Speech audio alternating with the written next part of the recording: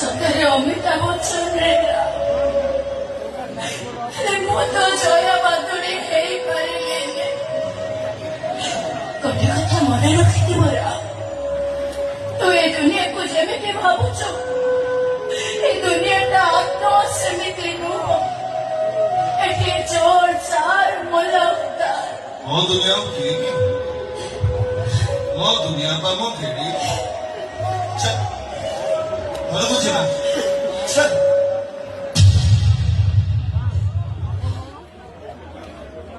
ପୁଣି କଣ ତତେ ଗୋଟେ କଥା ପଚାରିବି, ତୁ ମତେ ସତ କହିବୁ?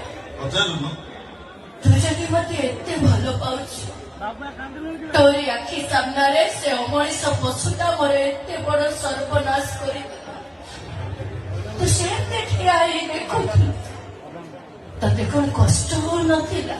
କିଏ କହିଲେ କଷ୍ଟ ହଉନଥିଲା? ବହୁତ କଷ୍ଟ ହଉଥିଲା। ତୁ ସହୁଥିଲୁ କେମିତି?